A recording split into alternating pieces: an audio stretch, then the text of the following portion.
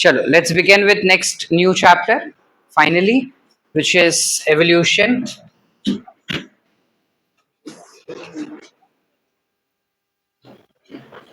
Now, ideally ये पूरा chapter जो है शुरू में पूरा स्टोरी है. इसको स्टोरी की तरह याद रखोगे तो कंटेंट याद रहेगा. इसको रटोगे कभी याद नहीं रहेगा. ठीक है. So understand, remember it like story only, it becomes easy. Starting ये पूरा चैप्टर ना 3 पार्ट में डिवाइडेड है. The first part of this chapter explains you that how life came existing on earth. Sorry, first part gives you an information of how life came or how earth was formed. Second part states that how we got evolved, and last part states that how human evolution took place. Okay, so we'll start with the first part, which is where we are understanding. Is my voice audible to the last bench? So for the first part, we'll understand as to how exactly life came existing on earth. Life originate कैसे हुआ अर्थ पे. ठीक है. उसके पहले we come to a very basic thing कि अर्थ कैसे आया. So it is been said कि सबसे पहले बहुत पहले बहुत सालों पहले हमारे पास कुछ काला पृथ्वी था. राइट. क्या था, कैसे था, कैसे एग्जिस्टिंग है, उसका कोई इंफॉर्मेशन अपने पास है नहीं. ठीक है. These are all different theories that are provided to us. We don't have the exact details of these. ठीक है. So we've been said that there was something called as black hole that was existing earlier, which somewhere around 20 billion years ago had a particular event that is called as Big Bang.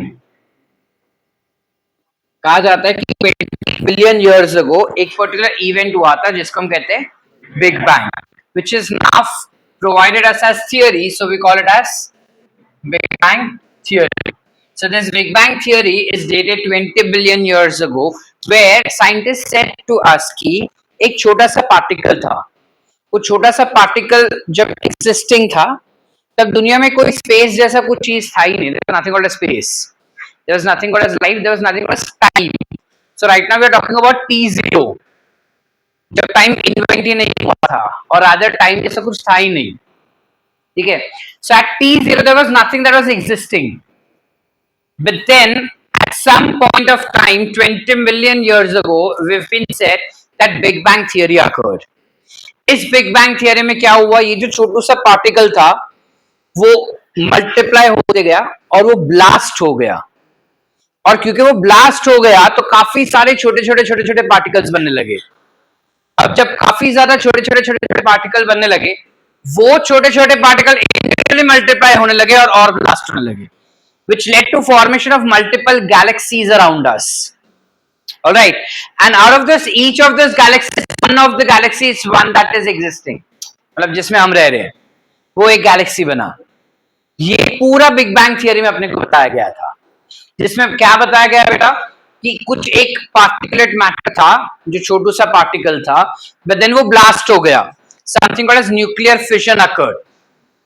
I guess physical modern physics में ये चीज तुम पढ़े होगे, alpha rays, beta rays. Chemistry में पढ़े nuclear fission. Atom होता है, एटम के अंदर न्यूक्लियस होता है. जब वो न्यूक्लियस डिवाइड हो जाता है, टूट जाता है, तो मल्टीपल एटम्स बनना शुरू हो जाएंगे. This is called nuclear fission. ठीक है. और दो अगर जुड़ गए तो न्यूक्लियर फिशन.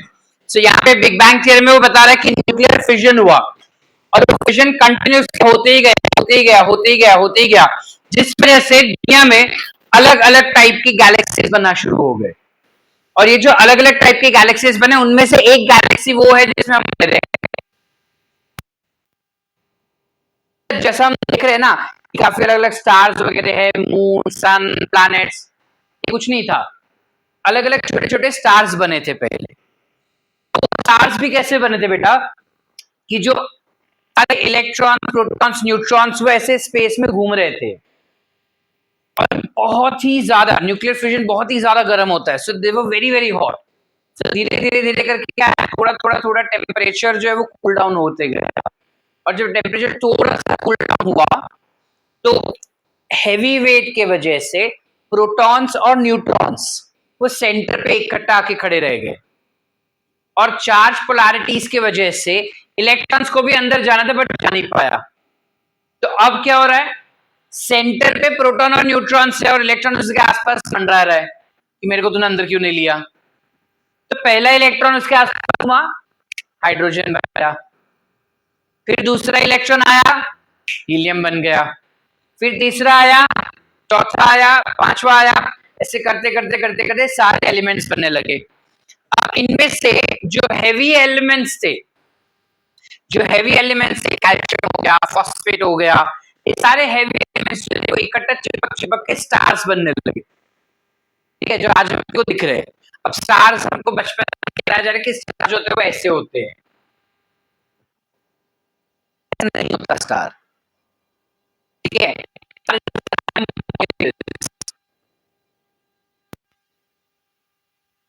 ठीक है, तो पहले ये स्टार बन गए बेटा। ये स्टार जो है वो धीरे धीरे धीरे धीरे करके इसके अंदर केमिकल अंदर आए थे। तो हम जो बोलते हैं कि तू सुपर स्टार है, तू तो स्टार इंसान है, सो एक्चुअली हम सब सितारे ही है बेटा, हम सब स्टार में से ही बने हैं। ठीक है, but then how exactly were we made is what we have. जो छोटे छोटे स्टार्स बने वो थोड़े और क्लब हुए, कूल डाउन हुआ ना, तो स्टार्स थोड़े और मर्ज हुए। होते होते होते होते जितने भी हैवी एलिमेंट्स थे वो सारे सेंटर पे लगे, और जो लाइट एलिमेंट्स थे वो सारे उसके आसपास घूमने लगे, and they started forming something called as atmosphere, which was a very primitive atmosphere. You don't even call it as atmosphere, but just that उसके आसपास वो वेपर फॉर्म में थे, गैशियस फॉर्म में घूम रहे थे, because it was very hot. ठीक है, and this heavy elements that clubbed together, अलग अलग स्टार्स जो जुड़ गए, that basically was classified to formation of Earth. So अर्थ का फॉर्मेशन कहा जाता है आज से 4.5 बिलियन ईयर्स अगो हुआ है।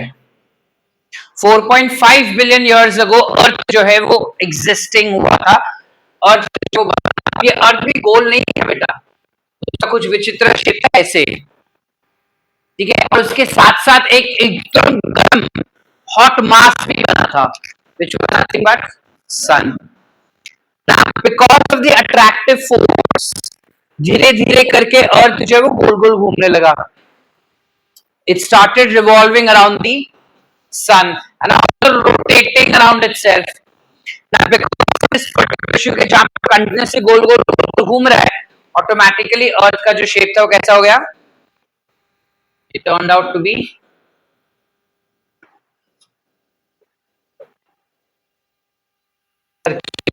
which is oval that we know now, but then it was circular then. समझ पा रहे? Yes or no? Yes. अर्थ को शेप मिल गया और अर्थ जो गोल गोल घूम के ये हॉट गोला ही था। अगर तुमने फिक्शनल मूवीज देखा रहेगा, अलग अलग तो दिखाते हैं ना, ये इवन कार्टून नेटवर्क पे दिखाते हैं, आग का गोला है तो गोला ऐसा फेंकते हैं और जुग जुग गोल होके जाता है। ये कुछ वैसा ही था एक्चुअली, आग का गोला ही था और जो गोल गोल घूम रहा था। तो एक आग का गोला सन था, दूसरा भी आग का गोला था जो अर्थ था, और अर्थ के साथ दूसरे भी छोटे छोटे थे जो गोल गोल घूम रहे थे। It's actually nothing but stars only. ठीक है, अब धीरे धीरे धीरे धीरे करके क्या हुआ, ये जो हाइड्रोजन था ना बेटा, hydrogen we know that it is highly highly reactive. Yes और no? Hydrogen is highly reactive. So this highly reactive hydrogen that is existing, it started going and getting reactive or getting merging with different elements. So hydrogen nitrogen के साथ react किया, ammonia बन गया। Hydrogen oxygen के साथ react किया, बन गया। हाइड्रोजन कार्बन के साथ react किया, hydrocarbon that is organic chemicals बनने लगे। ऐसे करते करते ये सारे केमिकल्स, however ये सारे केमिकल्स अभी भी vapour form that is gaseous nature में ही थे। They were still gaseous in nature. Slowly and gradually धीरे धीरे धीरे धीरे टेम्परेचर कम हुआ, तो टेम्परेचर कम होने की वजह से क्या हुआ, अर्थ के ऊपर जितना भी वाटर वेपर्स बन रहे थे वो वेपर्स कंडेंस हुए, कंडेंस होके वो अर्थ पे आने लगे। कंडेंस होके जब वो अर्थ पे आ रहा था ना, और तो वो आग का गोला ही था अभी भी। सो कंडेंस होके जब वो नीचे आ रहा था लेकिन आग का गोला था, इससे उसको टच होने के पहले वो इवेपोरेट के ऊपर जा रहा था। फिर ऊपर चला गया, ऊपर जाके जाके जाके फिर वापस से थोड़ा ठंडा हुआ, ठंडा होके वापस वो नीचे पानी बन के आ रहा है, नीचे आ रहा है, आग का गोला था, फिर ऊपर जा रहा है। अब धीरे धीरे करके क्या हो रहा है, जैसे जैसे वो नीचे आ रहा है ना, आग का गोला थोड़ा थोड़ा शांत होते जा रहा है, और थोड़ा थोड़ा शांत होते होते होते इट बिकम्स वेरी शांत। ठीक है, ये आग का गोला जो था वो एकदम खत्म होने को आ गया था, अब वो ठंडा हो रहा था। तो आग तो कम हो गई या आग खत्म हो गई, लेकिन अभी भी उसके अंदर गर्माहट उतनी ही थी, ये अभी भी गर्म था। So primitive water cycle was form, very primitive water cycle, जहां पे क्या है, पानी जब नीचे आता है, ऑब्वियसली हवा में जो अमोनिया था, जो कार्बन डाइऑक्साइड था, जो हाइड्रोकार्बन कंपाउंड थे, वो सारा सब कुछ नीचे आ रहा था। नीचे आके फिर ऊपर, फिर कंडेंस होके नीचे, फिर ऊपर, जिस वजह से अर्थ के ऊपर काफी ज्यादा थिक हॉट डाइल्यूट सूप बन चुका था। हॉट डाइल्यूट दैट वाज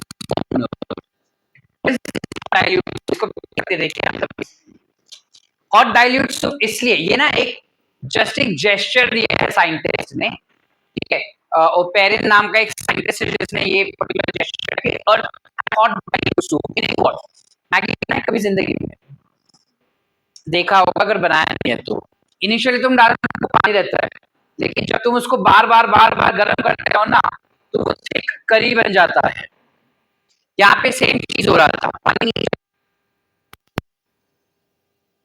तो the because of this primitive water cycle is, जितने भी केमिकल्स उन पानी के साथ धरती पे आ रहे थे, वो धीरे धीरे करके ज्यादा गाढ़े होते जा रहे थे।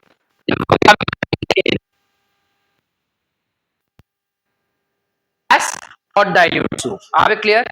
Yes. This hot dilute soup is said to be sterile in nature. What do we understand by sterile, beta? मतलब sterile meaning it cannot reproduce. Sterile meaning जोर से बोलो, not of use, नहीं. It was free from bacteria. There were no bacteria in it as yet. अभी इसके अंदर कोई bacteria या कोई लिविंग ऑर्गेनिज्म नहीं थे, इसलिए हम उसको स्टेराइल हॉट डाइल्यूट सूप कह रहे हैं। ठीक है, कुछ 4 बिलियन ईयर्स अगो साइंटिस्ट ये कह रहे हैं कि 4 billion years ago first sign of life that क्या मिला उनको साइन में, कैसे मिला, ये डिटेल्स क्लियर नहीं था, बट खाली बताया था कि 4 बिलियन ईयर्स को कुछ ऐसा बना था। धीरे धीरे करके जो हॉट डाइल्यूट सूप और जो वाटर साइकिल हो रहा है, अब उसमें क्या हो रहा था, देवर reaction occurring. Why there were reactions? एक तो टेम्परेचर बहुत हाई था, that provoked reaction. दूसरा, जो सन था उसका रेस डायरेक्ट आ रहा था ना, तो alpha, beta, gamma, UV rays, infrared rays सब आ रहे इधर, and those were creating atmosphere in such a way and electric current, बिजली आ रही थी। ये सारे चीज धीरे धीरे करके रिएक्शंस करवाने लगे, और जब ये रिएक्शंस होने लगे, so slowly and gradually we had formation of micromolecules that took place.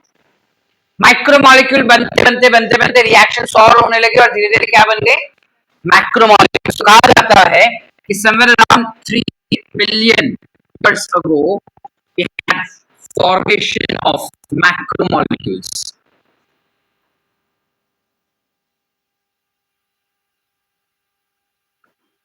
आप तो मैक्रोमोलिक्यूल्स बनना शुरू हो गए, जिनमें सबसे पहला जो मैक्रोमोलिक्यूल बना था वो प्रोटीन्स बने थे। ठीक है, प्रोटीन्स बनने के बाद we had carbohydrates, lipids and all that were form, और सबसे आखिर में बनने वाला न्यूक्लिक एसिड था, because that is very complex. So initially ये सारे प्रोटीन जो बन रहे थे वो normal protein, that is non enzymatic proteins. Slowly and gradually we had catalytic proteins that were made, which is enzymes were made. ये enzymes जैसे ही बने वैसे एवोल्यूशन जो वो फास्ट हो गया, जिसमें कहा जाता है कि जैसे ही एंजाइम बना ना वैसे ही सारे अलग अलग अलग अलग हैवी मैक्रोमोलेक्यूल्स बनने लगे, और हैवी मैक्रोमोलेक्यूल्स में धीरे धीरे क्या हो गया, न्यूक्लिक एसिड भी बनने लगा। और जैसे ही न्यूक्लिक एसिड ना धीरे धीरे धीरे करके वो न्यूक्लिक एसिड के आसपास प्रोटीन लेयर लगने लगा था। अब अगर तुम इमेजिन कर पा रहे हो ये सारा ना वो सॉल्ट डाइल्यूट सूप के अंदर ही हो रहा है बेटा, everything is happening between that salt dilute soup. क्या होगा उसमें, हमने बोला न्यूक्लिक एसिड बन गया, वो न्यूक्लिक एसिड के आसपास धीरे धीरे प्रोटीन बन रहा है, nucleic acid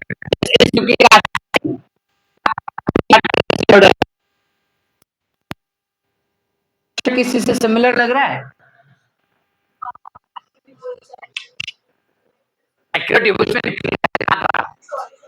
this looks like, जोर से बोलो,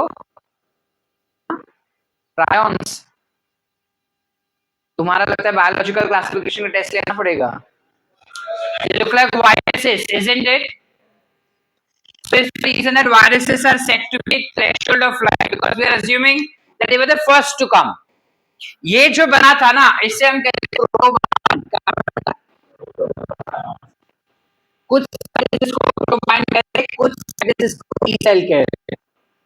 So pre-cell is nothing but having a genetic material at center with proteins around it.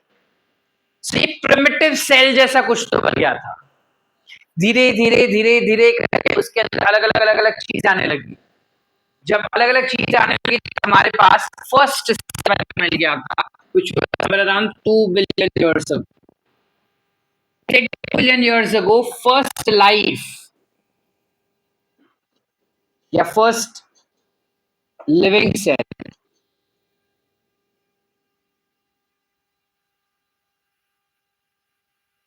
came to existence. अभी क्लियर बेटा? ओके ना है? समझ रहा है कि नहीं बेटा? डिफिकल्ट समझा? तो हाँ ना बोलो। हाँ क्लियर है? चले आगे।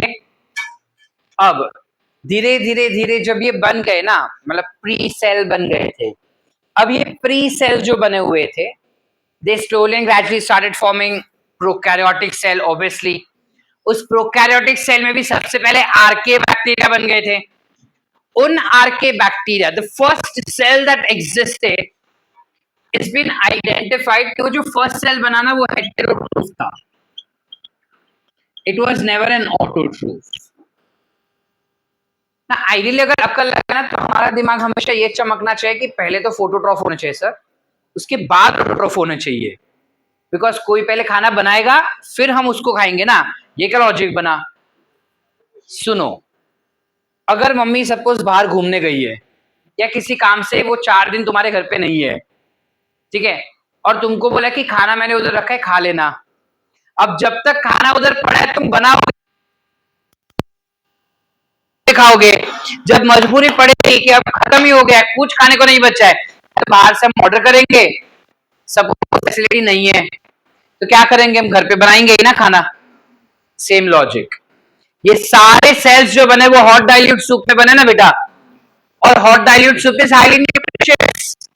तो सेल्स जो बने थे वो उसी हॉट डाइल्यूट सूप में से न्यूट्रिशन ले रहा था और उसका काम चला रहा था।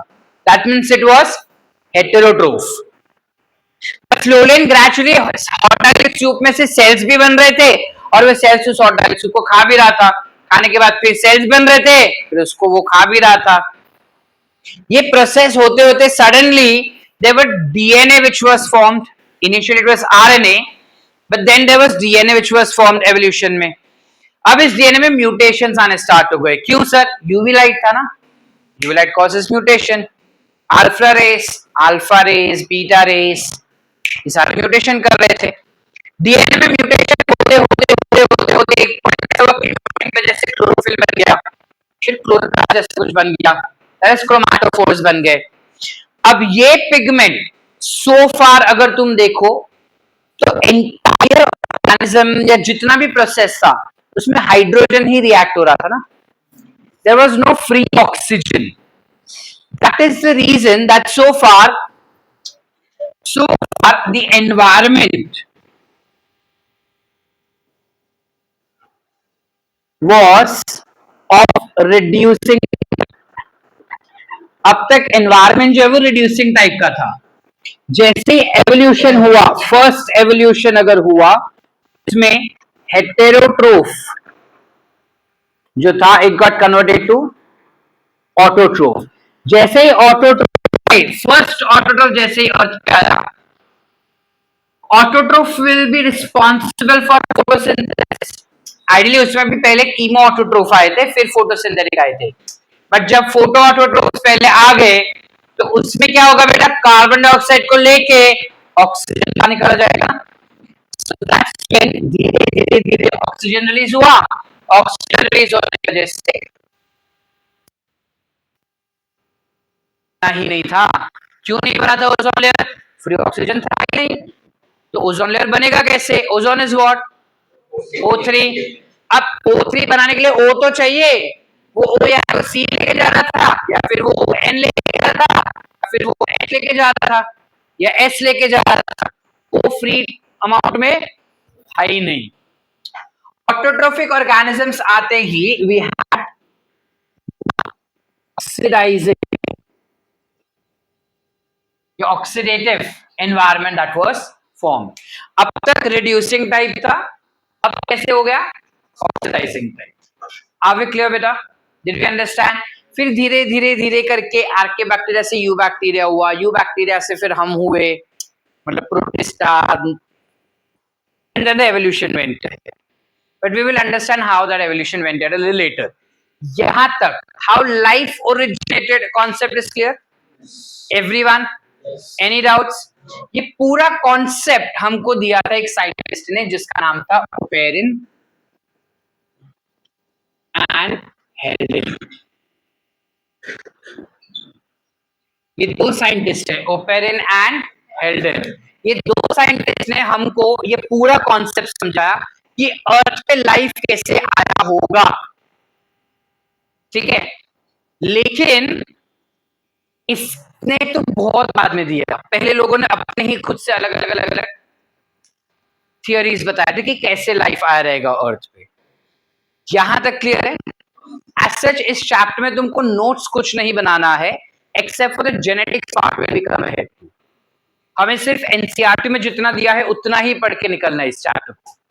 ठीक है, तो इस चैप्टर का मैं थियरी नोट्स तुमको कुछ नहीं दिया एक्सेप्ट फॉर छोटा छोटा कॉन्सेप्ट बीच में रहेगा. तुम चाहे तो डायरेक्ट एनसीईआरटी में लिख लो या पेज पे लिख के एनसीईआरटी पे चिपका देना ताकि तुमको दो चीजें रेफर ना करनी पड़े. ठीक है, बोर्ड्स के लिए भी सेम चीज है, एनसीईआरटी पढ़ के जाओ. तुमको जो जो इंपॉर्टेंट कॉन्सेप्ट है वो मैं बता रहा हूँ कि ये कॉन्सेप्ट पे तुमको क्वेश्चन पूछ सकते हैं. वो कॉन्सेप्ट अच्छे से पढ़ के जाओ. खुद के वर्ड्स में लिखा तो भी तुमको मार्क्स मिल जाएगा. We are not expecting 4 marks के क्वेश्चन में 4 मार्क्स मिले. इंग्लिश बहुत अच्छा है, कॉन्सेप्ट अच्छे से लिखने को हो रहा है, 4 मिलेगा ही मिलेगा. आगे पीछे हो रहा है 3 तो मिलेगा ही, उसमें से 3 बहुत है अपने लिए. ठीक, अब अलग अलग साइंटिस्ट ने, मैंने कहा अलग अलग तरीका बताया कि कैसे लाइफ आया रहेगा. ये वाला तो ने आखिर में एक्सेप्ट कर लिया था, लेकिन उसके पहले क्या क्या कॉन्सेप्ट्स थे, काफी बेहतरीन कॉन्सेप्ट्स दिए थे अलग अलग लोगों ने. सबसे पहले आया था थियरी ऑफ स्पेशल क्रिएशन.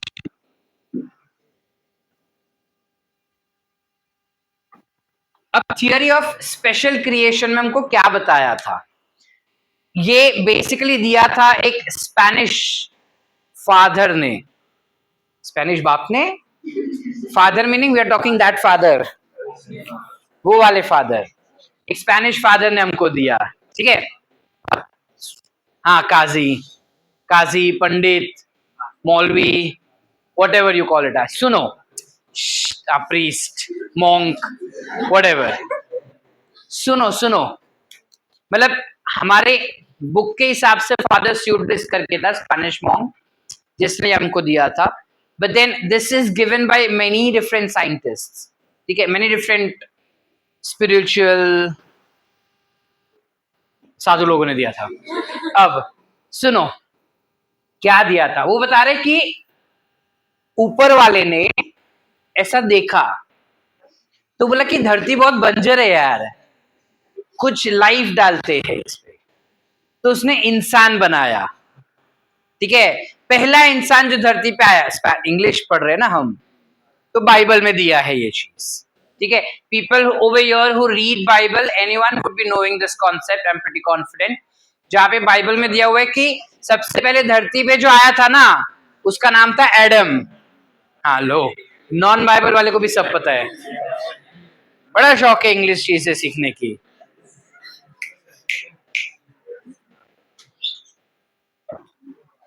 आता है तो मैं नहीं पढ़ा हूं, सीधा नेक्स्ट ईयर पे जाते हैं। वो बोले पहले ना एडम आया, तो बोलते अभी बोले एडम ऑब्वियसली मर्द था, तो बोला अकेला क्या ही कर लेगा ये, तो एडम को भी बोर हो रहा था। तो एडम ने उसके यहाँ के रीजन, गले वाले रीजन से या चेस्ट वाले रीजन से एक औरत पैदा की जिसका नाम था ईव, ठीक है। अब आई don't know the exact story but this is how it states, ठीक है। अब उसके बाद कहा जाता है कि एडम और ईव आने के बाद वो दोनों बोले क्या ही करेंगे अब हम। सो we are classified to be descendants of Adams and Eves. तो ये फादर यूट्रस क्या बोला कि ऊपर वाला है जिसने सबसे पहले जीव दिया था। तो सबसे पहला जो जीव था वो इंसानी जीव ही था, एवोल्यूशन जैसा कुछ नहीं हुआ। अब ये चीज सिर्फ बाइबल में नहीं दिया, same thing is present in Quran also and same thing is present in Bhagavad Gita also. Given these details, ठीक है, खाली नाम बदल दिए, कॉन्सेप्ट सेम रखे, ठीक है। नाम अनेक चीजें एक ही है। Are we getting the point? Same concept. सारे रिलीजियस बुक्स अपने को माइथोलॉजिकल स्टोरीज यही बताते कि धरती पे पहले इंसान आया था में से निकली थी, था और थी के इस वक्त बहुत है। समझे कि नहीं समझे? सो अब उसने तो ये कहना शुरू कर दिया, तो लोग उसको पूछ रहे इस बात का तेरे पास कोई प्रूफ है कि एडम और ईव आए थे धरती पे? तो बोलते नहीं, बोलते तू चुप रहे। So that means this theory was ruled out. They said that unless you don't have a scientific proof, you cannot talk about it. Which is obvious. It's just a story, right? You don't have any scientific base for proving fact कि ऐसा कुछ हुआ होगा. So this was ruled out. फिर धीरे धीरे करके एक और साइंटिस्ट आया who gave us cosmologic theory.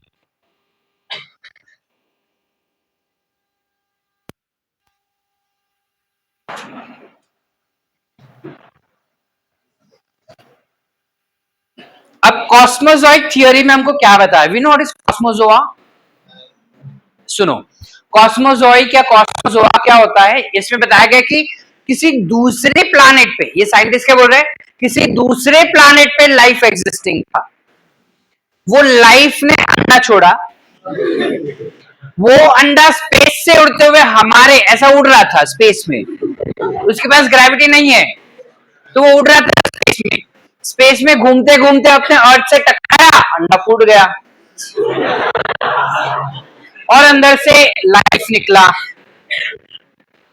And that's how life came on earth for the first time. तो लोग बोले कि पहली बात ऐसा होना मुमकिन नहीं, दूसरी बात चलो हम मानो हो गया, तो उस प्लैनेट पे लाइफ कैसे आया? तो बोलते वो मत पूछ। What was your question? Earth life कैसे आया? I tried explaining that. तो लोग बोले are there any proof for that? तो बोलता नहीं, तो बोलते चुप रहे। So this particular thing was also ruled out. Then we had third theory, which is theory of catastrophism. You know what is catastrophism? Anyone? What is catastrophe? Any idea?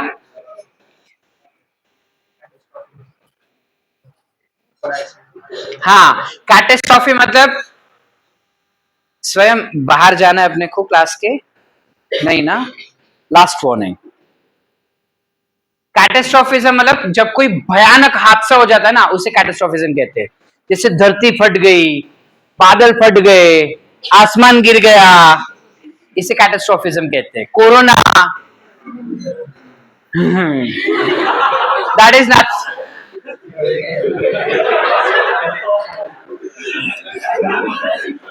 That is nothing but catastrophism. ठीक है ना. With that respect when we talk about catastrophism, ये scientist अपने को क्या बताए. हम scientist का नाम नहीं पढ़े बिकॉज किसी साइंटिस्ट का नाम तुमको एनसीईआरटी में दिया नहीं है. तो मॉर्फो वगैरह है नाम याद रखने के लिए, हम फिलहाल इसमें नहीं डालेंगे. ठीक है. ये साइंटिस्ट हमको क्या बोला कि धरती पे ना एकदम बड़ा कुछ कैटास्ट्रोफिज्म हुआ था, जहां पे दो प्लैनेट एक दूसरे से कोलाइड हो गए थे, अर्थ जो है वो फट गया, उसमें से एक लाइफ आया था जो इस वक्त कंटिन्यू होकर हम बन रहे हैं. अब लोग बोले कि इसका कोई प्रूफ है, तो हम क्या बोले उसको, बोले बिना प्रूफ के बात मत करो. फिर आया एक और साइंटिस्ट जिसने हमको दिया थियोरी ऑफ ए बायोजेनेसिस. बस चुप. He gave us theory of abiogenesis. ठीक है. अब ये एरिस्टोटल सुना, एरिस्टोटल उसने दिया था ये. अब उसने हमको क्या बोला, वो बोला कि जो नॉन लिविंग चीज है ना उससे लिविंग ऑर्गेनिज्म पैदा होते हैं. तो मतलब सेम चीज. वो बोला कि इस मार्कर को तुम इधर ऐसा रखो, 100 साल के बाद ये मार्कर जो है वो चूहा बन जाएगा. तो बोलता है कोई प्रूफ है, तो बोलता नहीं बट मैं कर सकता है प्रूफ. तो बोले करके दिखा चल. तब उसने प्रूफ किया. How did he proof. ना every books will have different explanation. I am giving you my explanation because explanation is not given in NCERT. सुनो उसने क्या, माय एक्सप्लेनेशन मतलब the book that I have read gives this explanation. तो बोले कि sir ने अपना story बनाया.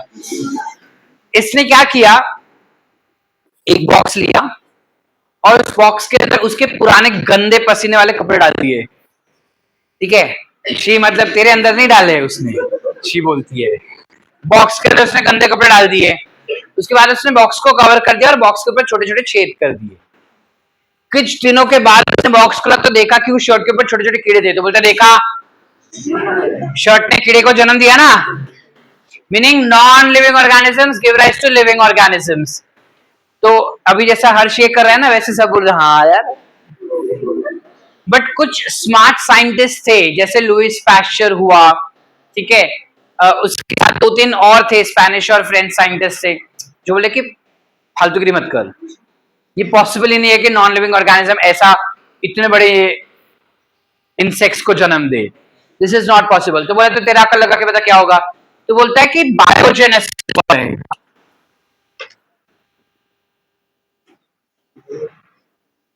They said there would have been theory of biogenesis. Now what was theory of biogenesis? ये क्या था theory of biogenesis में क्या बेटा. तो क्या हुआ स्नेहा, theory of biogenesis में क्या होता है इन्होंने एक्सप्लेन किया. There was an experiment performed by Louis Pasteur which is called a swan neck bottle. swan neck हो गया और ये बॉटल हो गया. ठीक है. ऐसे उसने 3 बॉटल लिए थे. उसने क्या किया, इस तीनों बॉटल के अंदर उसने मीट डाल के रखा था. मीट समझता है, MEAT मीट. ठीक है. सॉल्ट वाला मीट नहीं. ठीक है. उसने मीट डाल के रखा और ऊपर उसने एक को उसने पूरा कॉटन क्लॉथ से कवर कर दिया. एक को उसने वायर गॉस से कवर किया. We know what is wire gauze, yes और नो.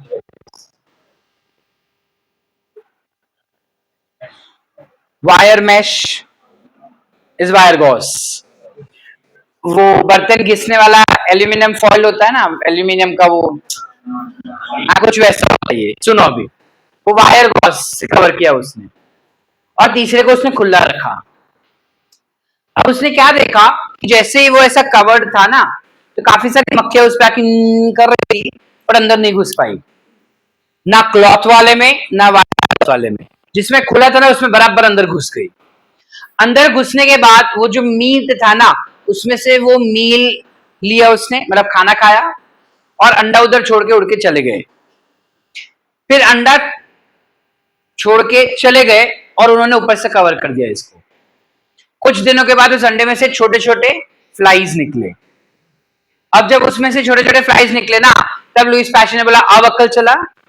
कोई लिविंग ऑर्गेनिज्म दूसरे लिविंग ऑर्गेनिज्म को जन्म देता है, ऐसे लाइफ अर्थ पे आया होगा. तो बोले तो बात तो वही हुई. तो पहला लाइफ कैसे आया.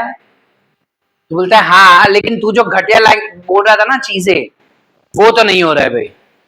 So theory of biogenesis failed to explain how life existing, how life originated on earth, but it definitely could explain us as to how life continues on earth.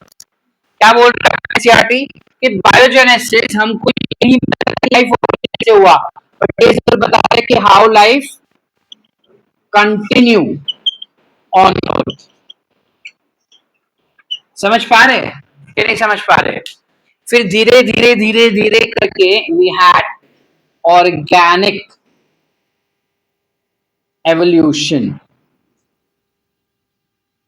theory. That is theory of organic evolution that came into existence, which is nothing but what Oparin and Helen explained us. ये सारा चीज. Are we clear up till here? Yes. Everyone? Yes. Any doubts? Story clear है सबको? अब Oparin and हेल्डन ने अपने को बताया ये सारा चीज कैसा ऐसा ऐसा ऐसा हो रहा है. अब लोगों ने पूछा कि चल मान लिया कैसा हो रहा है, इसका प्रूफ क्या है?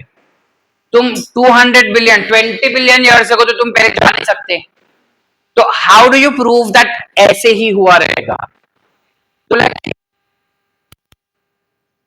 बट एटलीस्ट ये थोड़ा बिलीवेबल है कि ऐसा कुछ हुआ होगा. तो दूसरे साइंटिस्ट थे जिसका नाम था यूरे एंड मिलर. क्या नाम था बेटा? ये वाला आंसर अपने को नीट अपना बोर्ड एग्जाम्स में आता है तो ध्यान से सुन लेना. यूरे एंड मिलर ने एक एक्सपेरिमेंट परफॉर्म किया. Many times you also refer it is called as Urey-Miller experiment. But many times you also refer it as U-tube experiment. This YouTube is not YouTube. YouTube experiment. इसमें क्या किया उसने? एक particular jar लिया था, उस jar को उसने कनेक्ट किया पर्टिकुलर कुछ ऐसे ट्यूब से. उसने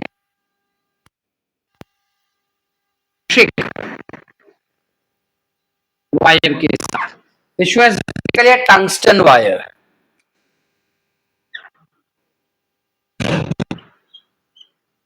ये टंगस्टन वायर जो था वो बहुत ज्यादा हाई वोल्टेज का इलेक्ट्रिक करंट पैदा कर रहा था. ठीक है, it was responsible for high voltage current. Not mistaken 70,000 volt का करंट कर रहा था वो.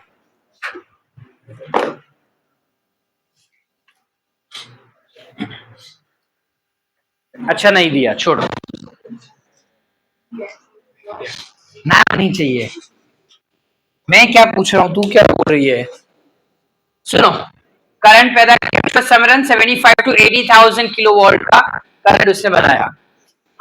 उस करंट के बाद we had another tube getting down which had condensers around it.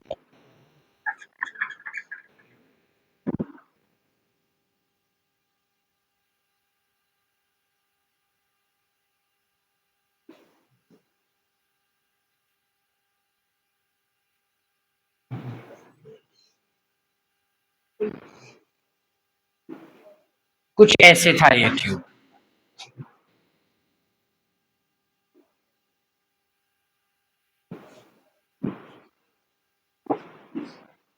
कुछ ऐसा था ये. थोड़ा टेढ़ा हो गया, तुम सीधा बना लेना चाहिए. ठीक है, अब इसमें उसने क्या किया, ये वाला जो था ना फ्लास्क, उस फ्लास्क के अंदर उसने अलग अलग केमिकल डाला था, which included water in it. Water के साथ साथ उसमें था हाइड्रोजन, उसमें था अमोनिया, एज वेल एज उसके अंदर था मीथेन अमोनिया. ठीक है, which was given to us. Ratio नहीं दिया ना, छोड़ो. यहाँ पे पानी था बेटा, पानी के साथ साथ उन्होंने हाइड्रोजन, मीथेन और अमोनिया, ये तीन चीज का सोल्यूशन इस पर डाल दिया था. ना these were the primitive environment of earth, जहां हाइड्रोजन हर चीज को ज्यादा रिएक्ट कर रहा था, ये वैसे ही एनवायरनमेंट बनाया और इसको उसने फायर पे रख दिया, आग पे रख दिया था.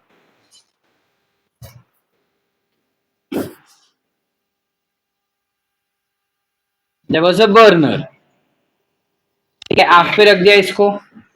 अब आग पे रखने की वजह से ये बॉईल हो रहा है, exactly like hot boiling, hot dilute soup जैसा। ये बॉईल होते होते ऊपर जाता है, ऊपर जाके इधर आगे गया, यहाँ पे गया तो इलेक्ट्रिक करंट आया, फिर केमिकल रिएक्शंस हुए। रिएक्शंस होने के बाद वो चीजें नीचे आ रही थी, कंडेंसर की वजह से कंडेंस हो गया, कंडेंस होके इधर आके जमा हो रहा था, यहां पर आके वो जमा हो रहा था। जमा होते होते होते होते यहां पर आया और दूर करके अंदर, अंदर आते ही वापस बॉईल हुआ, बॉईल होके ऐसा। सो वैसा ही सेम प्रिमिटिव एनवायरमेंट बनाने का उसने कोशिश किया, whether primitive water cycle was formed। Water cycle होते होते होते होते होते कुछ महीनों के बाद उसने, मतलब वो ना हर 10-15 दिन में यहां से सैंपल निकालता था, इस यूट्यूब से सैंपल निकालता था, और सैंपल निकाल निकाल के चेक करता था, सीधा बैठ चेक करता था कि अंदर क्या बना, अब क्या बना, अब क्या बना, वो चेक कर रहा था। चेक करते करते करते करते करते कुछ महीनों बाद उसको सबसे पहला ऑर्गेनिक कंपाउंड बन के मिला, which was simplest amino acid, that is nothing but glycine। जैसे ही पहला अमीनो एसिड बना, उन्होंने उधर एक्सपेरिमेंट स्टॉप कर दिया। They said that whatever Oppenheimer and Haldane said is absolutely true। पहले ऐसा ही कुछ हुआ रहेगा, जहां पे धीरे धीरे धीरे जब से जैसे टेम्परेचर कूल होते जा रहा था, सारे जो एलिमेंट्स है वो रिएक्ट होते गए, रिएक्ट होते होते they start coming together and they started building proteins, and what they said was absolutely correct. Macromolecules बनना शुरू हुआ फ्रॉम माइक्रोमोलेक्यूल्स, और पहला मैक्रोमोलेक्यूल जो बना था that would be nothing but protein. Are we clear everyone? Any doubts? All sort? पक्की बात? कोई ऐसा चीज जो वापस रिपीट करूं? सारा सब कुछ समझा? Can we read up till your? कुछ लिखना है तुमको बोर्ड से? Does anyone wants to write anything from the board? Okay, read करें। चलो अनुष्का रीड करेगी, बंद कर। लोग तेरे को मारेंगे, मेरे को कोई प्रॉब्लम नहीं है। आगे हम ये देखने की लाइफ इवॉल्व कैसे हुआ। देखो, अर्थ पे लाइफ कैसे आया ये कॉन्सेप्ट हमको क्लियर है। अब बात यह कि अर्थ पे लाइफ इवॉल्व कैसे हुआ। तो पहली बात तो अगर हम वो थियरी ऑफ स्पेशल क्रिएशन देखें ना, तो उस हिसाब से तो साइंटिस्ट ये कह रहे कि अर्थ पे लाइफ कभी इवॉल्व हुआ ही नहीं। जितने अलग अलग टाइप के ऑर्गेनिजम्स है वो वैसे के वैसे ही आए हैं। पहली बात तो ये बताता है अपने को। दूसरी बात अपने को ये बताता है कि अर्थ पे जितने भी ऑर्गेनिजम्स एग्जिस्टेड है, ओके, फर्स्ट वाज कि अर्थ पे लाइफ जैसा आया वैसा का वैसा ही है। दूसरा, अर्थ जो है वो बताते हैं कि सिर्फ 4000 साल पुराना है, ज्यादा पुराना नहीं है, ऐसा साइंटिस्ट अपने को बता रहे हैं अकॉर्डिंग टू स्पेशल क्रिएशन। ठीक है, and there is one more thing which has been said is that there is no evolution that has ever occurred on the earth. These are the three things which were understood और explain to us. पहला क्या कि अर्थ पे life जैसा है वैसा ही आया है, मीनिंग इंसान इंसान बनकर ही आया है, बंदर वगैरह से कुछ इवॉल्व नहीं हुआ। बंदर बंदर बन के ही आया था धरती पे, इंसान इंसान बनकर ही धरती पे आया था, कॉकरोच कॉकरोच बन के धरती पे आया था, और चींटी चींटी बन के ही आई थी, और जो मैंगो का ट्री वो मैंगो का ट्री बन के ही आया था। There is no evolution that occurred. This was first concept. Second, no evolution occurred. Third, it says that earth ज्यादा पुराना नहीं है, 4000 साल पुराना ही है। ठीक है, तो अर्थ पे लाइफ जो है वो काफी रिसेंटली आई है, इसलिए जैसे आई है वो वैसे ही है। There is no evolution that has occurred. Are we getting it? यहाँ पे खाली एक चेंजेस है, 2 billion years ago, it is 2 million years ago. ठीक है, that we need to remember. अब इस कॉन्सेप्ट को पकड़ के जब चीजों को समझना कोशिश किया था हमने, तो for a long time we believe God was told to us according to theory of special creation that life on earth came as it is। तो हमने ये सब एक्सेप्ट नहीं किया सर, ये वाला एक्सेप्ट किया था, बट इस एक्सेप्शन से क्या हमने एक्सेप्ट किया कि जो कंबाइन हो रही है चीजें, वो कंबाइन होते होते ही इंसान बने, वो कंबाइन होते होते ही मंकी बने, वो कंबाइन होते होते ही फिश बने।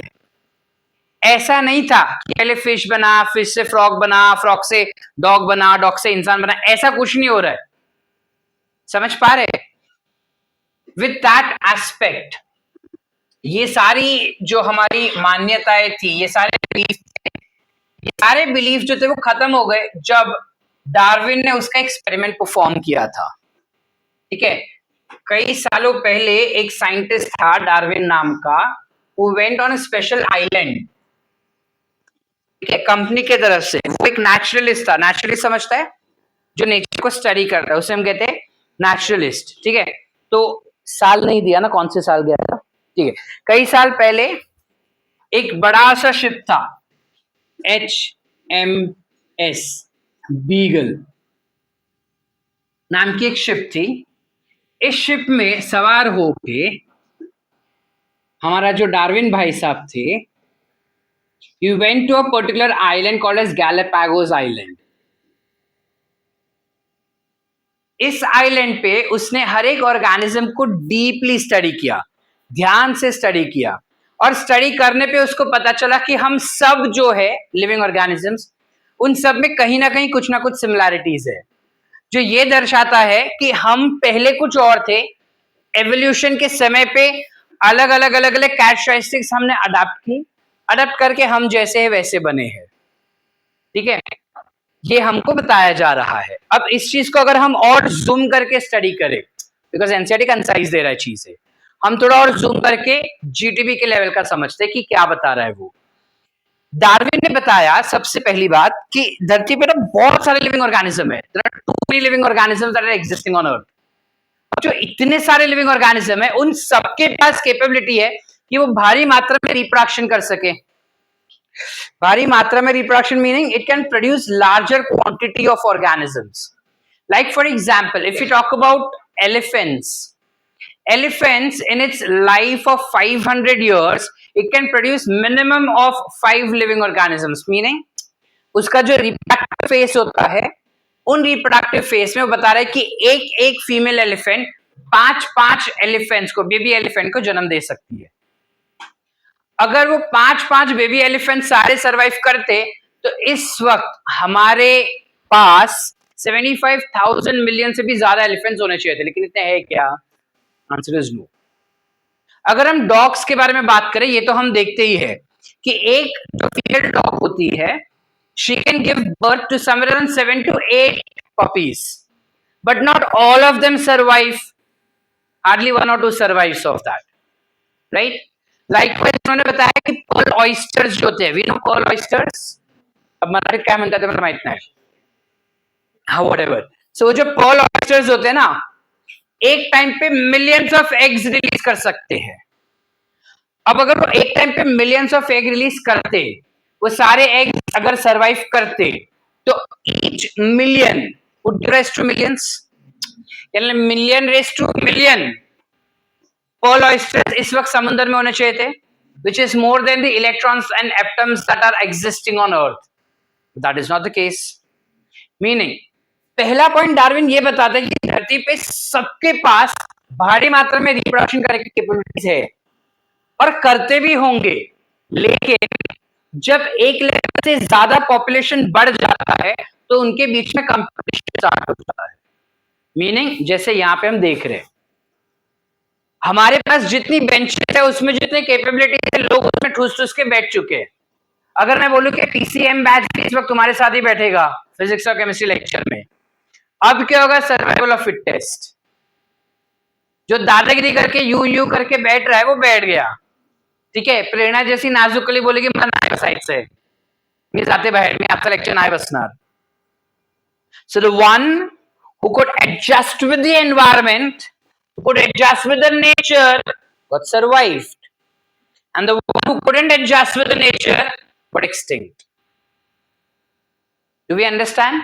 This was because of competition. Now competition could be led for two things बेटा, या तो स्पेस के लिए compete करेंगे या फूड के लिए compete करेंगे. समझ पा रहे हैं कि bouncer? You are going to write these things and want to put down, या फिर समझ पा रहे हैं? बेसिक स्टोरी है, ये सब अपन समझ सकते हैं खुद से ही. ठीक है, क्या बता रहे हो कि धरती पे इतने सारे लिविंग ऑर्गेनिज्म जो आ रहे हैं ना, ये सारे लिविंग ऑर्गेनिजम्स compete करेंगे एक दूसरे के साथ. ठीक है, मतलब सपोज मैं हूं और ये 4 जन हैं, अब मुझे उधर बैठना है. अब उसमें कास्ट ने मेरे को यूं किया और मैं गिर गया, जा मेरे को तेरे साथ बैठे, मैं आदित्य के साथ जाके बैठेगा. So he survived because it was fittest. I couldn't survive. Are we getting the point? We fought for what? We fought for space. Likewise, अगर हम सब भूखे, इमेजिन कि हम 1 महीने से इधर ही फंसे हुए, ना कुछ खाना ना कुछ पीना कुछ नहीं. अब नीचे से मस्त वो वड़ा पाव वाला आ गया, ठीक है, लेकिन वो सिर्फ 50 वड़ा पाव भी लाया. अब हम तो 50 से ज्यादा है ना. स्नेहा यूं झपट के 4 वड़ा पाव खा गई. So then in that case, rest of them will not be able to survive. Are we getting the concept? What I'm trying to explain here? इसके वजह से कुछ सर्वाइव नहीं करते. अब इसमें डार्विन ने सर्वाइवल ऑफ फिटेस्ट तो बताया, बट देन उसने इस रिस्पेक्ट में नहीं बताया कि एक मर जा रहा है और एक नहीं मर रहा है करके. उसने इसको कंपेयर किया रिप्रोडक्टिवली कि एनवायरनमेंट जो वो चेंज तो होते रह रहा है. एनवायरनमेंट चेंज होता है, उस चेंजिंग एनवायरनमेंट में कुछ ऑर्गेनिजम्स अपने आप को अडाप्ट कर लेते हैं. तो जो ऑर्गेनिजम्स अपने आप को अडाप्ट कर चुके हैं वो रिप्रोड्यूस करेंगे और वो अडाप्टेड कैरेक्टरिस्टिक्स नेक्स्ट जनरेशन में डालेंगे. जो अडाप्ट नहीं कर पाया वो रिप्रोडक्शन ही नहीं कर पाएगा. Are we getting the point? क्या बता रहा है वो? पहली बात उसने बताया कि इस धरती पे जब बहुत लिविंग ऑर्गेनिजम्स है उसकी वजह से एनवायरमेंटल चेंजेस आ रहे हैं. उन एनवायरमेंटल चेंजेस को कुछ लिविंग ऑर्गेनिजम्स अडाप्ट कर लेंगे. अब जो लिविंग ऑर्गेनिजम्स अडाप्ट कर लिया उसके अंदर कुछ चेंजेस आया. क्या आया, कैसे आया, वो उसने नहीं बताया अपने को, बट उसने बोला चेंजेस आएगा. वो चेंजेस वो नेक्स्ट जनरेशन में डालेगा. जब वो चेंजेस नेक्स्ट जनरेशन में जाएगा तो नेक्स्ट जनरेशन के पास खूब फैसिलिटीज आए तो सुधर रिप्रोडक्शन हो सकता. जैसे हमारे साथ इस वक्त हो रहा है बेटा. जब हमको कुछ फैसिलिटी दिया है, देखो हमें जो फैसिलिटीज मिले हैं वो हमारे पेरेंट्स को नहीं मिले थे. हमारे पेरेंट्स को इस वक्त जो फैसिलिटी मिल रहा है ऑब्वियसली उनके पेरेंट्स को नहीं मिले थे. So there was adaptation, right. अब जिनको कंसिस्टेंटली फैसिलिटीज ही नहीं मिल रहा है वो आगे शादी नहीं हो पा रहा है उनका, और शादी नहीं हो रहा है तो रिप्रोडक्शन तो ठीक है. Are we getting the concept और not? So Darwin said that reproductively, if a person is fit, the generation continues and gets evolved. So reproductively वो generation fit होगा. Environment change हुआ, मैंने अपने आप को अडैप्ट किया, मैंने अपने बच्चे में वो characteristics भेज दिया. जानबूझ कर नहीं भेजता, वो naturally जाता है. ठीक है कि वो characteristics गए. अब दूसरा बंदा मेरे साथ था, अडैप्ट नहीं कर पाया, उसने अडैप्ट ही नहीं किया, रिप्रोडक्शन ही नहीं कर पा रहा है, रिप्रोडक्शन नहीं किया तो आगे जनरेशन नहीं हुआ. Meaning reproductively the person or that particular khandan could not survive and got extinct. I could survive reproductively because I adapted और मेरा खानदान या मेरा lineage आगे बढ़ रहा है. इस हिसाब से डार्विन कहते हैं कि दुनिया में अर्थ आने के, दुनिया में मतलब अर्थ एग्जिस्टेंस के बाद, अर्थ पे जो लाइफ आना, वो लाइफ आने के बाद से लेके अब तक बहुत सारे लिविंग ऑर्गेनिजम्स आ चुके हैं जिनमें से काफी एक्सटिंक्ट भी हो गए और काफी अभी भी एग्जिस्टिंग है. ये चीज आपको बताया जा रहा है. डार्विन ने ये चीज एक्सप्लेन किया. अब ये चीज भी उसने कैसे एक्सप्लेन किया? पहले तो हमने बोला कि कैरेक्टरिस्टिक्स नेक्स्ट जनरेशन में जा रहा है. फिर उसने बताया कि जब वो नेक्स्ट जनरेशन में जाता है ना तो ऐसा नहीं होता कि मैंने अडैप्ट किया, वो कैरेक्टरिस्टिक्स नेक्स्ट में दिया, वो नेक्स्ट जनरेशन फिर से अडैप्टेशन कर रहा है और सारे एक साथ नेक्स्ट जनरेशन में डाल रहा है. वो बताता है कि ये जो एवोल्यूशन होता है ना बेटा, वो गैप में होता है. गैप में समझता है? इस जनरेशन में हुआ, जैसे हम कोरोना को जो एडजस्ट कर लिया दैट पर्सन इज सर्वाइविंग. जो नहीं कर पाया उसको adjust, that species got extinct. Are we getting the point? Now with that respect हमको कहा जा रहा है कि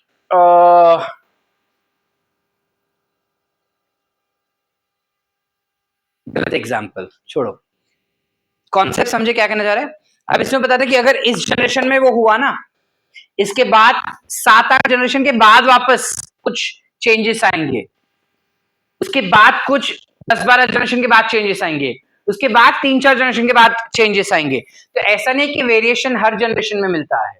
वो बता रहे कि ये जो यूनिक वेरिएशंस होता है ना अडेप्टेशंस वाले, वो गैप में बनते हैं.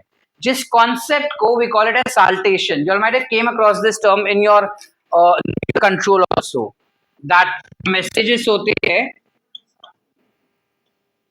सॉल्टेटरी एक्शन या सॉल्टेटरी मूवमेंट ऑफ इम्पल्सेस हमारे अंडरस्टूड कि जो माइलिनेटेड न्यूरॉन्स होते हैं उसमें इम्पल्सेस जंप करते हैं.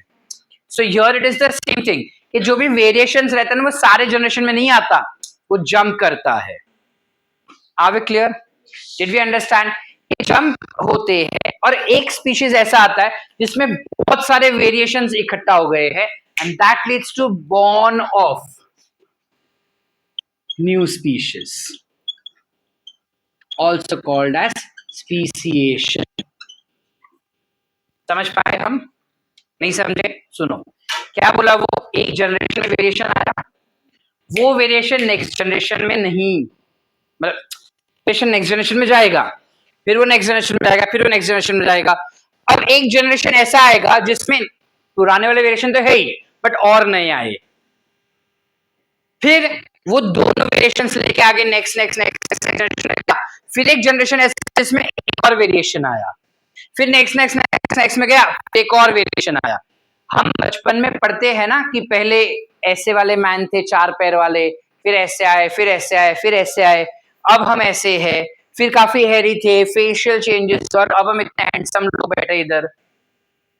यस और नो?